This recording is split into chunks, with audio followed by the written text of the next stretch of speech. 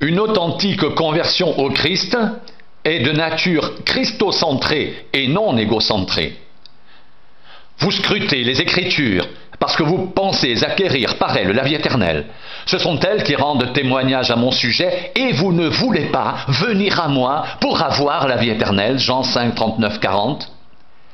Religieux, agnostiques et athées de diverses obédiences, imprégnés d'une culture matricielle viciée par le péché, abordent invariablement les écritures bibliques par le biais d'une grille de lecture réductionniste et confusionniste, d'un prisme conscientiel empirique sur fond d'une archéo-psyché atavique.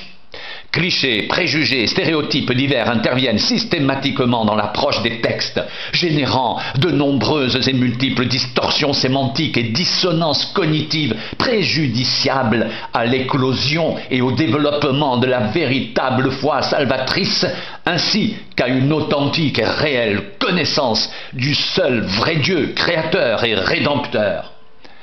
Il nous a aussi rendus capables d'être ministres d'une nouvelle alliance, non de la lettre, mais de l'esprit, car la lettre tue, mais l'esprit vivifie. 2 Corinthiens 3,6.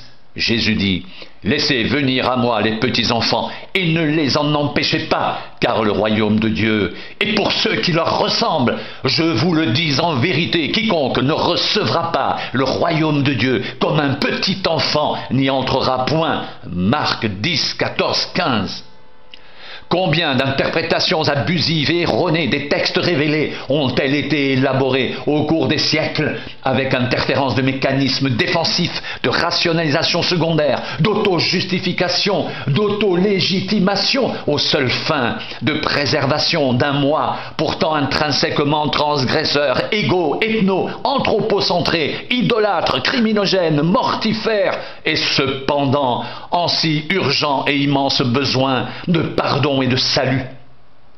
Combien également d'attitudes, conduites et comportements de résistance psychique anti-pneumatique au changement radical de nature et de vie voulu par Dieu et accordé par régénération et recréation intégrale de l'être sur le modèle du Christ rédempteur, n'ont-elles pas constitué pour des multitudes d'hommes et de femmes au cours de l'histoire du salut un obstacle prohibitif d'une intégration au royaume de Dieu et à l'incorporation à la famille divine avec Dieu pour Père? Jésus appela les disciples et dit: vous savez que les chefs des nations les tyrannisent et que les grands les asservissent. Il n'en sera pas de même au milieu de vous, mais quiconque veut être grand parmi vous, qu'il soit votre serviteur, et quiconque veut être le premier parmi vous, qu'il soit votre esclave. C'est ainsi que le Fils de l'homme est venu, non pour être servi, mais pour servir et donner sa vie comme la rançon de plusieurs. Matthieu 20, 25, 28. Si quelqu'un veut venir après moi, qu'il renonce à lui-même, qu'il se charge de sa croix et qu'il me suive. Car celui qui voudra sauver sa vie la perdra, mais celui qui la perdra à cause de moi la trouvera. Et que servirait-il à un homme de gagner tout le monde s'il perdait son âme? Ou que donnerait un homme en échange de son âme? Car le Fils de l'homme doit venir dans la gloire de son Père avec ses anges, et alors il rendra à chacun selon ses œuvres. Matthieu 16, 24, 27. Celui qui aime son père ou sa mère plus que moi n'est pas digne de moi, et celui qui aime son père ou sa fille plus que moi n'est pas digne de moi. Celui qui ne prend pas sa croix et ne me suit pas n'est pas digne de moi. Matthieu 10, 37, 38. Les paroles dites par Christ sont esprit et vie. Jean 6, 63. Le but fondamental d'une approche et d'une assimilation fructueuse de l'information divine, signifiante, structurante et édifiante, réalisable sous la seule motion du Saint-Esprit, n'est certainement pas l'acquisition d'une bulle hyper-inflationniste, psychique, de sciences bibliques complexes, mais bien une connaissance et une conscience vivante, pneumatique de la personne et de l'œuvre de Jésus-Christ dans l'être intérieur. C'est l'esprit qui vivifie, la chair ne sert de rien. Les paroles que je vous ai dites sont esprit et vie. Jean 6, 63. C'est par révélation que j'ai eu connaissance du mystère sur lequel je viens d'écrire en peu de mots. En les lisant, vous pouvez vous représenter l'intelligence que j'ai du mystère de Christ. Éphésiens 3, 3, 4. Vous n'avez point reçu un esprit de servitude pour être encore dans la crainte, mais vous avez reçu un esprit d'adoption par lequel nous crions « Abba, Père !» L'Esprit lui-même rend témoignage à notre esprit que nous sommes enfants de Dieu. Romains 8, 15, 16. Nous n'avons pas reçu l'esprit du monde, mais l'esprit qui vient de Dieu, afin que nous connaissions les choses que Dieu nous a données par sa grâce, et nous en parlons non avec des discours qu'enseigne la sagesse humaine, mais avec ceux qu'enseigne l'esprit, employant un langage spirituel pour les choses spirituelles. 1 Corinthiens 2, 12, 13. Le ministère du Saint-Esprit est tout aussi indispensable au plan de la révélation initiale, régénératrice de la personne et de l'œuvre rédemptrice de Christ dans l'être de l'homme, qu'à celui de sa croissance, de son développement et de son complet parachèvement en plénitude divine.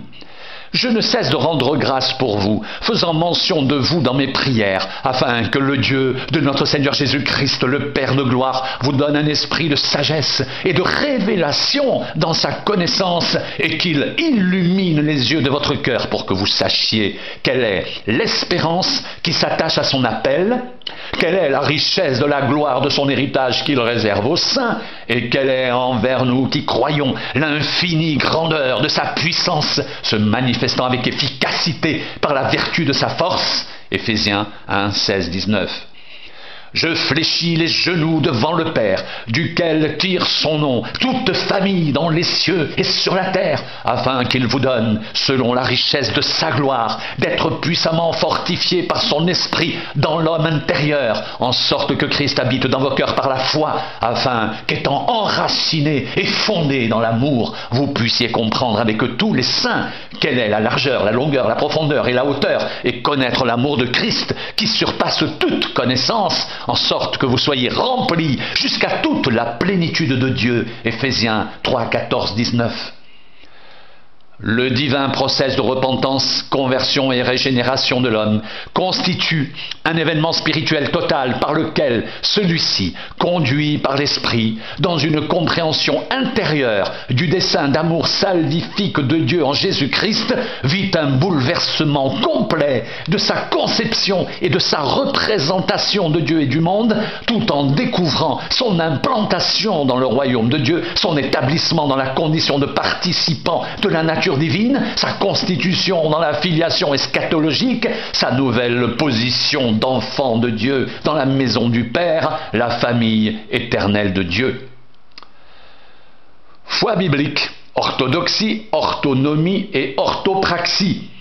La confession de la foi, en tant qu'expression d'inconditionnelle et entière adhésion au contenu de la révélation et d'incontournable préalable à toute transformation rédemptrice et bouleversement conscientiel, ne peut être qu'exclusivement christo-référencée, puisqu'exclusivement causée par le Christ rédempteur seul.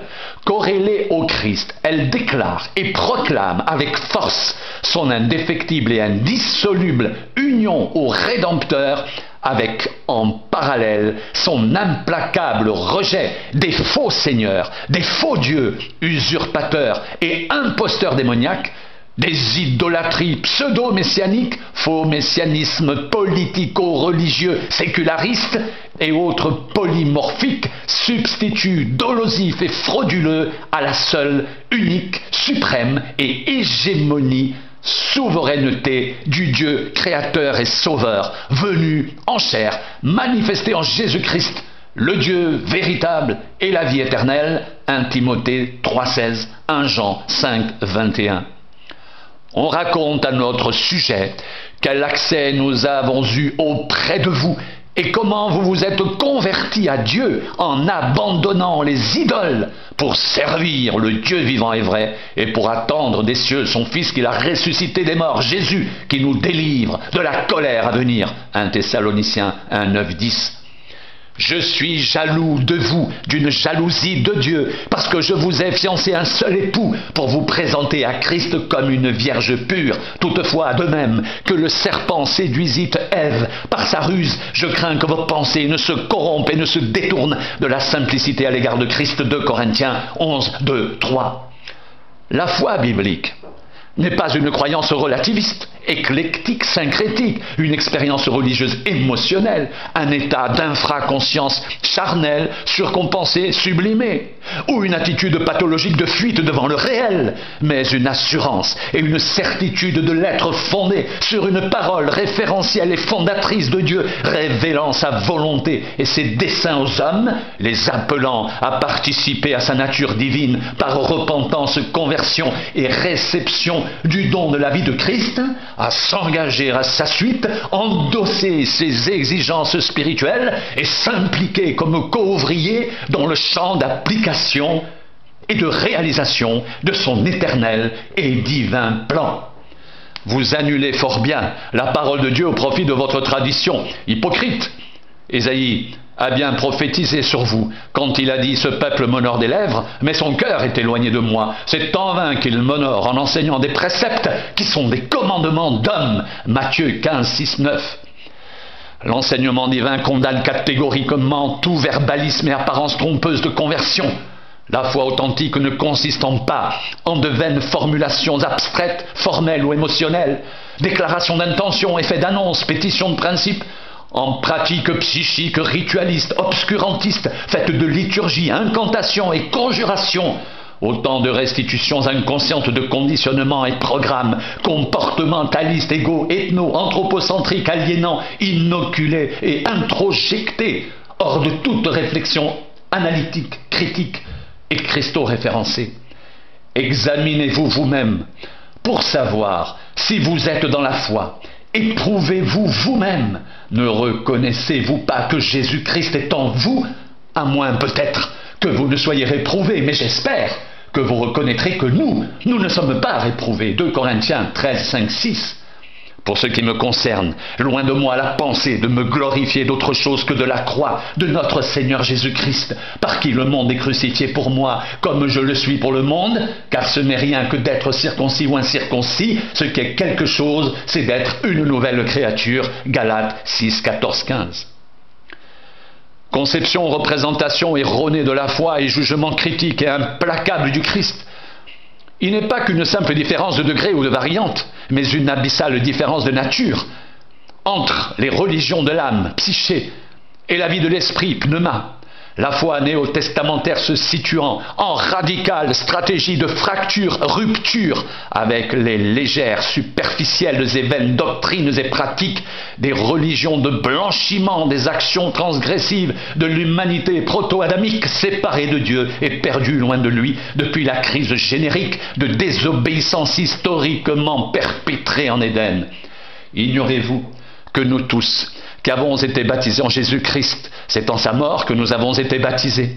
Nous avons donc été ensevelis avec lui par le baptême en sa mort, afin que comme Christ est ressuscité des morts par la gloire du Père, de même nous aussi, nous marchions en nouveauté de vie. En effet, si nous sommes devenus une même plante avec lui par la conformité à sa mort, nous le serons aussi par la conformité à sa résurrection, sachant que notre vieil homme a été crucifié avec lui, afin que le corps du péché fût détruit, pour que nous ne soyons plus esclaves du péché, car celui qui est mort est libre du péché. Romains 6, 3, 7. Aussi, la foi authentique ne peut-elle en rien faire l'objet d'amalgame, assimilation ou confusion avec un simple fait de transfert modificatif de rites, de liturgie, de système de croyance ou de changement d'une divinité idole pour une autre, car la foi engage et implique irréversiblement l'être en sa totalité et responsabilité illimitée dans le projet de construction spirituelle notifié et assigné par Dieu en vérité, paroles et actions avec ses correspondances, effets et conséquences dans ce temps présent et la plénitude des temps éternels. Ce n'est pas celui qui plante qui est quelque chose, ni celui qui arrose, mais Dieu qui fait croître. Celui qui plante et celui qui arrose sont égaux, et chacun recevra sa propre récompense selon son propre travail, car nous sommes ouvriers avec Dieu. Vous êtes le champ de Dieu, l'édifice de Dieu. 1 Corinthiens 3, 7, 9. Jésus, rappelant et confirmant une critique déjà antérieurement émise par les prophètes de l'Ancienne Alliance, dénonce énergiquement les invocations de son nom par des candidats quelque peu velléitaires utilitaire aux seules fins d'un salut utilitariste et égocentrique. La mise en garde de Jésus à ce sujet est catégorique. L'intégration et l'incorporation dans le royaume de Dieu ne dépendent pas uniquement de l'orthodoxie et de la conviction d'une confession de foi, ainsi que de la reconnaissance de l'autorité suprême et de la seigneurie universelle du Christ, car ce qui importe par-dessus tout, c'est la nature profonde et la qualité réelle de la relation au Seigneur en procédant. Aussi Jésus donne-t-il les critères respectifs d'une telle relation de qualité, caractérisée par une obéissance de cœur à la souveraine volonté du Père, l'existence d'une conscience éthique structurante, la pratique par anticipation en ce temps intermédiaire de la grâce des valeurs surnaturelles du règne de Dieu déjà présent dans l'Ecclésia, mais encore en attente de sa manifestation visible finale. Pourquoi m'appelez-vous Seigneur, Seigneur, et ne faites-vous pas ce que je dis? Je vous montrerai à qui est semblable tout homme qui vient à moi entend mes paroles et les met en pratique. Il est semblable à un homme qui, bâtissant une maison, a creusé profondément et a posé le fondement sur le roc. Une inondation est venue et le torrent s'est jeté contre cette maison sans pouvoir l'ébranler parce qu'elle était bien bâtie. Mais celui qui entend et ne met pas en pratique est semblable à un homme qui a bâti une maison sur la terre sans fondement. Le torrent s'est jeté contre elle. Aussitôt elle est tombée et la ruine de cette maison a été grande. Luc 6, 46, 49. Nul véritable chrétien ne saurait s'exonérer sans dommage, quelle que soit son argumentation auto-justificative, de l'obligation filiale non légale, de l'obéissance due à Dieu, tant il est vrai que le dire, confession de la foi, n'est jamais mieux parachevé et validé que par le faire. Ceux qui me disent « Seigneur, Seigneur » n'entreront pas tous dans le royaume des cieux, mais celui-là seul qui fait la volonté de mon Père qui est dans les cieux. Plusieurs me diront en ce jour-là « Seigneur, Seigneur, n'avons-nous pas prophétisé par ton nom? N'avons-nous pas chassé des démons par ton nom? Et n'avons-nous pas fait beaucoup de miracles par ton nom ?» Alors je leur dirai ouvertement « Je ne vous ai jamais connu, retirez-vous de moi, vous qui commettez l'iniquité. » C'est pourquoi quiconque entend ces paroles que je dis et les met en pratique sera semblable à un homme prudent qui a bâti sa maison sur le roc. Matthieu 7, 21, 24. Ni amnésique, ni apraxique, mais identitairement déterminé, résolu, ferme et fort dans le Seigneur. Mettez en pratique la parole et ne vous bornez pas à l'écouter en vous trompant vous-même par de faux raisonnements, par sophisme ou paralogisme. Car si quelqu'un écoute la parole et ne la met pas en pratique, il est semblable à un homme qui regarde dans un miroir son visage naturel et qui, après s'être regardé, s'en va et oublie aussitôt quel il était. Mais celui qui aura plongé les regards dans la loi parfaite, la loi de la liberté, et qui aura persévéré, n'étant pas un auditeur oublieux, mais se mettant à l'œuvre, celui-là sera heureux dans son activité. Jacques 1, 22, 25. Oui, celui-là sera heureux dans ses initiatives, plans, actions et activités, réalisations et accomplissements spirituels générés et finalisés sous l'exclusive motion du Saint-Esprit au seul service de son Sauveur, Seigneur et Maître pour l'intégral accomplissement de son impérative, souveraine, divine volonté.